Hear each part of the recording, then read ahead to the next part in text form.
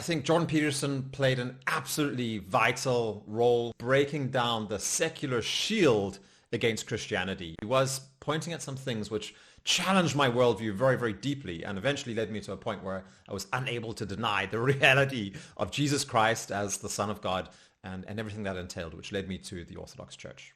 I also see how he stumbles into heresy very regularly and says things which the Orthodox Church clearly establishes as heresy, but it says them as if they're facts as well. He's not a part of the Orthodox faith, and it seems like there's also a bit of a lack of respect. You need to be searching for a closer organic community where you live, preferably, or close by, instead of just finding the 15,000 different YouTube videos. Let's not go to other fountains, let's not go to other sources, let's go to the Eucharist, to the Church of the Orthodox Church, to the Holy Catholic Apostolic Church, and go straight to the source of goodness and treasures that are far beyond anything. My name's Paul. I run a Substack called The Path of Manliness, and it's a platform where I'm really putting out my research and developing ideas on my research on ancient Christianity, specifically how it relates to the traditional man roles or male roles of being a son, being a brother, a father, and a husband. And of all the articles that I've written, there's one article that's really exploded and stood out above all the others, really gone viral, especially the comments section went absolutely crazy. And I've had to delete actually some of the worst comments, I think, in both directions, because there doesn't seem to be much agreement. But this is the article on Jordan Peterson. He's obviously a controversial figure. And the article is really just a portion from the book that I'm writing. So it kind of really is aimed at underlining and strengthening the argumentation of that kind of the book. It doesn't really tell the broader perspective. So that's what I'm trying to do in this video here, to try and give people a bit more of insight into the way I see it today. And so I'm going to talk about here very shortly my past experience with Jordan Peterson. You can read more in the article, of course.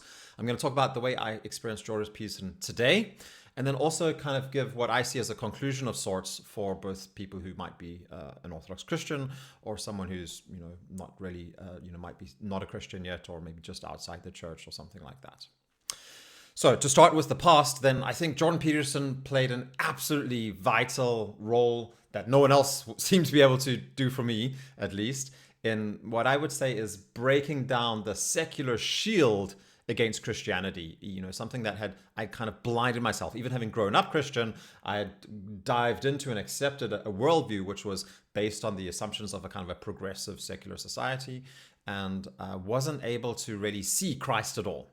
And what Jordan Peterson did is he was a man standing in secular logic, even with the kind of modern academic paradigm, and pointing at Christ. And he even, I would say not just pointing, but even kind of like had constructed some of the scaffolding to like have some kind of bridge across there.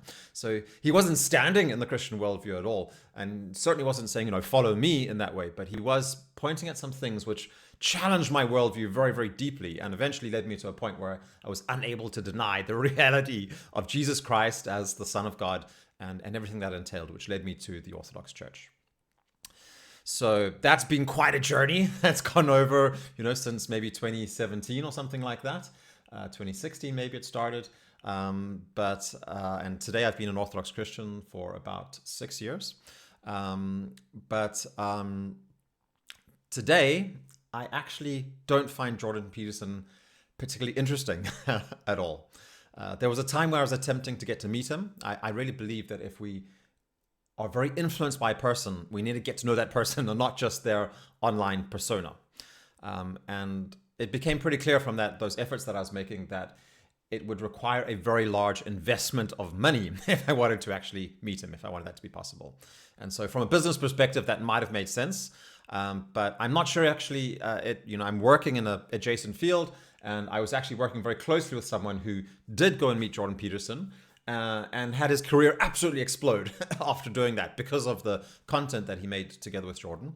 And so I think looking back on it, I think that the relative obscurity has actually been a very positive thing for me, because I'm not sure I could have handled all of that attention. It's being noted in the comments of my article how much that attention is very difficult to bear for a lot of people. So when I do listen to Jordan Peterson today, then I think he says some very insightful things sometimes. And then sometimes he says some things that I disagree with as well. And the general impression is to me that he's very scattered. He's very scattered in his approach. He kind of seems to sometimes say things that really give deep insight into also the Christian faith, sometimes even things that kind of like deepen my understanding. But then I often, increasingly as I've become grounded inside the Orthodox worldview and the understandings of the Church Fathers and Christian tradition, I also see how he stumbles into heresy very regularly and says things which the Orthodox Church clearly establishes as heresy, but it says them as if they're facts as well, which is quite difficult. And often they're kind of like assumed within his arguments as well. So there's clearly a lack of a grounding for his approach, and he's still really searching himself as well. So, I'm really appreciative of his work and his person, and I think a lot of people can still get a lot of value out of him. And I would not hesitate at all to a person who's, maybe coming out of a very progressive background or something like that, or a very liberal background, and looking into tradition, looking into Christianity, trying to understand the foundational stones of our society better. Maybe they've noticed that some things aren't working very well, then I really recommend, go and check out Jordan Peterson, listen to his lectures, listen to some of his discussions, maybe avoid some of the more debate stuff. I think the most interesting things he has to say are when he's actually just giving a lecture. And stay away from the political things as well. That's probably, even if it's good politics sometimes bad politics, I just don't think it's so valuable to look at you need to get to the more foundational stuff. But and even when he does say something's wrong, I'm able to forgive that. I don't need to go and criticize him publicly about his, Christology or about his ecclesiology or something like that. As St. Paul says, I'd rather take that attitude. I think the quote is, but what does it matter? The important thing is that in every way, whether the false motives or true, Christ is preached. And because of that, I rejoice. So yeah, I'll also continue to be happy and glad for the things that I see Jordan Peterson talking about in general. But I think it's important to notice, especially for a person who is a part of the Orthodox Church, that Jordan Peterson is not an Orthodox Christian. And so it can be for just a matter of being informed or something like that to hear his opinions.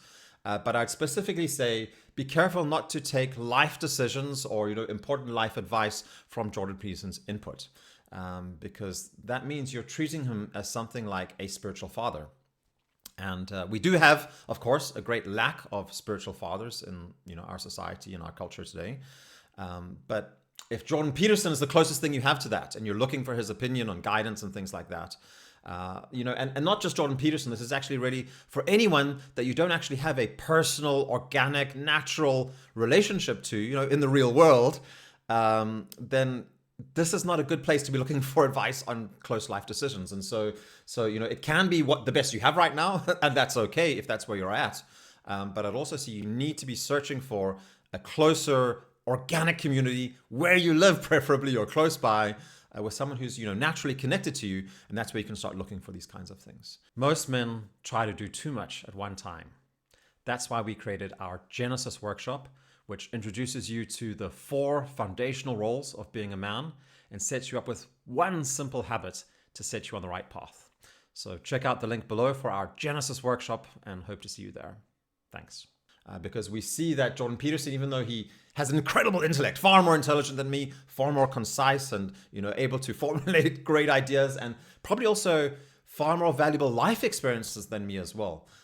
He's not a part of the Orthodox faith, and it seems like there's also a bit of a lack of respect. And I will mention, one thing that I think illustrates this. I don't think Jordan Peterson in all, did this, deliberately or anything like that. But I think when I saw him at a Christian conference, actually, wearing a suit which had kind of a whole lot of Christian symbolism. Actually, it was the markings of the grand schema monk. In the Orthodox tradition, there's a specific kind of design that's used on their monks' clothing, and he had this kind of almost like a kind of cool punk version of this on his suit, with seraphim and certain cross symbolism and stuff like that. And I just felt like that it wasn't a deliberate disrespect, but it was really I'd called it actually a blasphemy against something that's incredibly holy and incredibly special and incredibly earned through really giving up one's entire life and dedicating oneself, dying to the world and giving oneself to God an incredible way that goes far beyond anything that I've ever done in my life or will ever expect to attain in my life. And to see that used as kind of like a cool, fancy, smart way of dressing up, talking to a bunch of Orthodox Christians, I just thought that there's really something that's off the rails there. So yeah, God bless Jordan Peterson. I pray for him every single day, and I really expect or hope that I think that we're many Christians that pray for him every single day. If that man really came to Christ and came to the church, I think that would be an incredible thing that happened.